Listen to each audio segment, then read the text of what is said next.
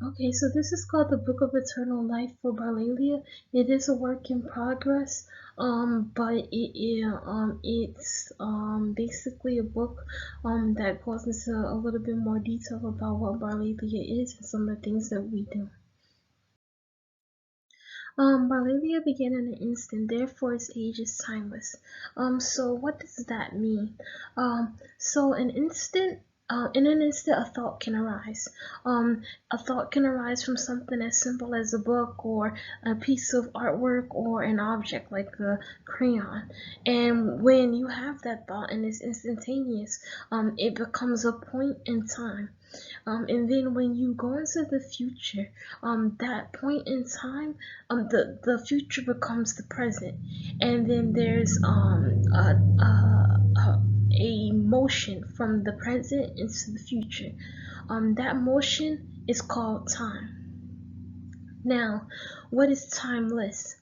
Let's say that 300 years from now, or 300 or 400 years from now, you consider that original thought, that point is timeless because you may not necessarily know when that exact instant happened.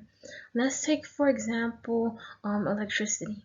Right now we may know who discovered electricity, but let's say 3-4 trillion years from now, we look back and we say, well, who did it? Well, we may not know that, and that's what makes something timeless. Meaning, we know that it happened, we know that it happened within an instant, but we may not know who did it or how it came about.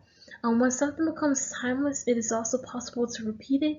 That way, it has something called death, but we won't go into that right now. Now, Barlalians have consequences for their actions, but love governs us. What does that mean?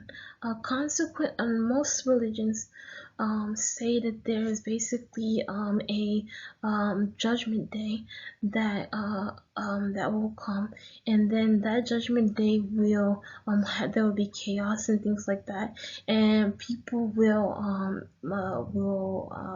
find themselves in difficult situations. Barlanians believe that Judgment Day has already passed and that we are literally in the new world, but it is in the process of being built. This allows us to have consequences rather than judgments within our lives.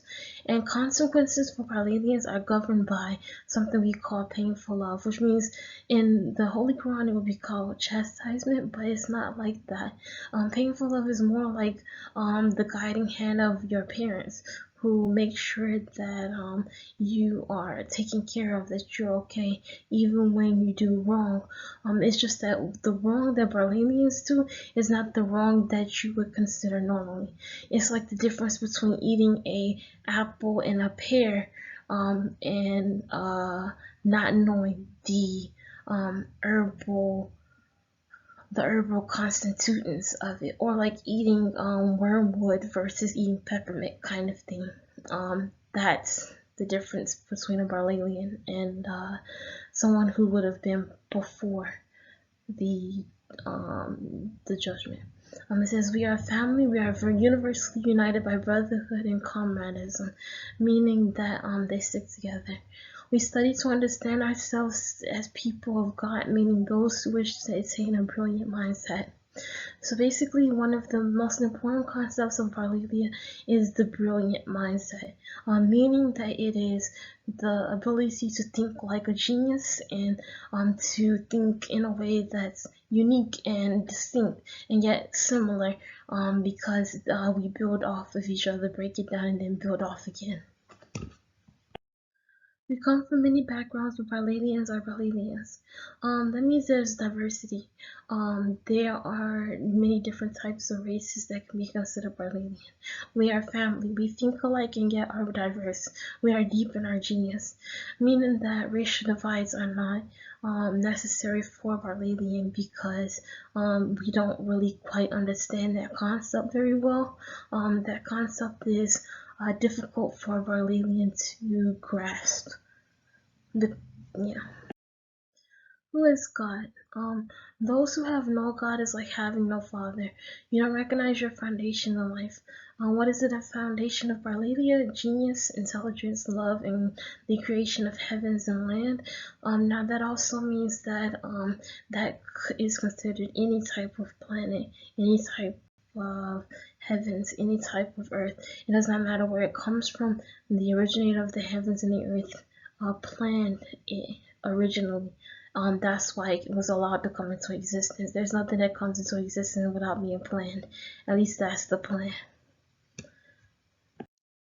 In Barlalia, the goal is not to have a real idea of death. Instead, those who do not understand that God is eternal do not live long. They fall deep in the soul of despair because they have no one to guide and direct them. Soul of despair. Soul is it's a decomposition agent. So basically, it's not quite death. It's more of a return to the earth, as the Bible would say. God is neither a mystery or a spirit. He is no mystery because he exists. Only those who wish for short pleasures and vain desires hope for a mystery God so they can rename him. What does that mean? That basically just means that people who do not like God very much, or they like God but they only like God to a degree that will allow them to get something done and then they hate him, that is not the way of a Barlalian, because God does too much for us to be disagreeable towards him or dissatisfied without a proper reason or proper conversation, such as prayer, about why you're dissatisfied. So why isn't God a spirit? He is a man because he is intelligent. Physical overlaps spiritual, but rules in his ability to apply and perform works. We are all physical. We do have a spiritual side, but that spiritual side is very much controlled by the physical. Otherwise, we would be lifted into space almost in theory, and that will prevent us from getting any works done. If you can't perform works, which is basically being alive, doing things, then that makes you motionless, meaning you have no time, and then therefore dead. Yet you know that God is alive, therefore he's no spirit. Now I want to go back to where it says motionless and dead. Motion is a measurement of time. If you spend every day doing the exact same thing and nothing gets done, there's no progression, that's motionless. Because you're not moving from one point to the other.